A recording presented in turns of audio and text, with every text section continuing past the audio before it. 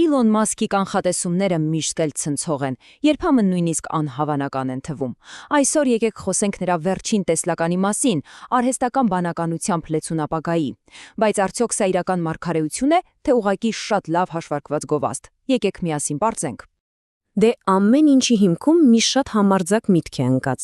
Աշխատանքը կլինի ընտրովի։ Մի պահ պատկերացրեք մի աշխարհ, որտեղ աշխատելը պարտադիր չէ։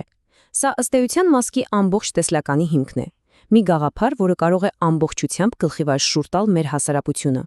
Հենց սա էլ $1,000,000 հարցն է, այնպես չէ։ Արդյոք մենք գիտաֆանտաստիկ ֆիլմ ենք դիտում, թե սա մեր իրական, շատ մոտ ապագան է։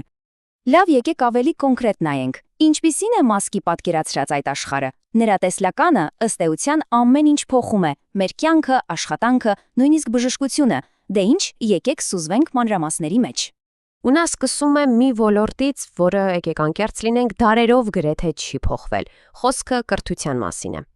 Պատկերացրեք, այլևս չկան սովորական դասասենյակներ, ըստ Մասկի, դրանք ուղղակի անցյալում կմնան։ Դրանց փոխարեն մեզնից յուրաքանչյուրը կունենա իր անձնական արհեստական բանականությամբ ուսուցիչը, որը հասանելի կլինի 24 ժամ, շաբաթի 7 օր ու կհարմարվի հենց մեր կարիքներին։ Իսկ համալսարանները, դե դրանք կդառնան ավելի շատ սոցիալական հավաքատեղիներ, որտեղ մարդիկ կգնան ոչ թե գիտելիք ստանալու, այլ ուղղակի շփվելու եւ կապեր հաստատելու համար։ Կրթությունից անցնենք տնտեսությանը, որտեղ, հավատացեք, փոփոխությունները նույնիսկ ավելի արմատական են լինելու։ Մասկը կարծում է, որ արհեստական բանականությունն այնքան շատ բան կստեղծի, որ կլինի ուղղակի առատություն։ Այդ պայմաններում աշխատելը պարտադիր չի լինի, այլ կլինի, ասենք, հոբբի, ընտրություն։ Իսկ ինչպես ենք ապրելու։ Դե բոլորս կստանանք այսպես կոչված համընդհանուր բարձր եկամուտ։ Սա նշանակում է, որ թոշակի համար փող հավաքելու գաղափարը 10-20 տարուց ուղղակի ծիծաղելի կթվա։ Եվ հիմա հասանք երևի թե ամենահամարձակ, ամենացնցող կանխատեսումներին։ Դրանք վերաբերում են մեր առողջությանը։ Պատկերացնում եք մի իրավիճակ, երբ ցանկացած մարդ ավելի լավ բուժօգնություն է ստանում, քան այսօրվա նախագահները։ Մասկն ասում է, հենց դա էլ լինելու է ԱԲ-ի շնորհիվ, բայց սա դեռ ամենը չէ։ Նա ասում է, որ Տեսլայի Optimus ռոբոտը ընդամենը 3 տարուց կգերազանցի աշխարհի լավագույն վիրաբույժներին։ Մենք ուղղակի կունենանք ռոբոտ-վիրաբույժների բանակ։ Այս ամբողջ ֆանտաստիկ ապագայի հիմքում մի բան է ընկած՝ ընդհանուր արհեստական բանականությունը կամ AGI-ը։ Ինչ է սա։ Դե, պատկերացրեք մի բանականություն, որն ավելի խելացի է, քան ամբողջ մարդկությունը միասին վերցրած։ Խելահեղը, չէ՞։ Ու Մասկը վստահ է, մենք սրանք հասնենք մինչև 2020 թվականը։ Լավ, այս ամենը շատ տպավորիչ է հնչում, բայց եկեք մի պահ կանգ առնենք։ Արդյոք կարելի է Մասկին հավատալ։ Ի վերջո, եկեք մի հատ հետ նայենք ու տեսնենք ինչքանով են նրա նախկին խոստումներն իրականացել։ Մասկը, գիտեք, հայտնի է իր շատ լավ ատեսական ժամկետներով։ Օրինակ, հիշում եք 2015-ին ասում էր, որ շուտով ինքնակառավարվող մեքենաներն այնքան անվտանգ կլինեն, որ մարդկանց կարող են նույնիսկ արգելել մեքենա վարել, կամ մարդ թռչելու մասին։ Սկզբում նշում էր 2026 թվականը, բայց վերջերս ժամկետը տեղափոխեց 2029։ Այսինքն պատմությունը ցույց է տալիս, որ նա հաճախ շտապում է իր կանխատեսումներում, այսպես ասած։ Դե տեխնոլոգիան մի կողմ։ Իսկ ինչ են մտածում սովորական մարդիկ։ Ինչպես ենք մենք արձագանքում այս ամենին։ Եկեք վերցնենք մի շատ զգայուն օրինակ՝ վիրահատությունը։ Սա մի հարց է, որը մենք ուղղեցինք մեր հետևորդներին սոցցանցերում, ու այն շատ անձնական է։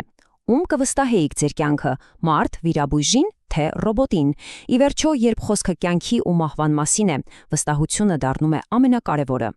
Ու գիտեք, արդյունքները շատ հետաքրքիր էին։ Թեև կարծիքները բաժանվել էին, մարդկանց մեծ մասը, այո, դեռ նախընտրում է իր կյանքը վստահել մարդուն։ Չնայած մենք անընդհատ լսում ենք, թե որքան ճշգրիտ են ռոբոտները, մարդկային գործոնը փաստորեն դեռ որոշիչ է։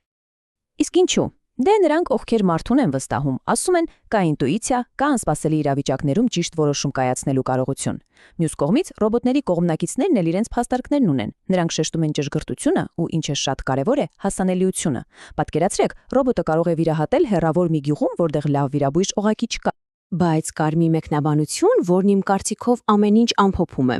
Իսկ եթե վիրահատության ժամանակ ռոբոտին հաքերային հարձակման են ենթարկեն, սա ուղղակի ցույց է տալիս, թե ինչ խորը վախեր կան մարդկանց մեջ։ Տեսնում եք, սա միայն տեխնիկական խնդիր չէ, այլև շատ լուրջ հոգեբանական։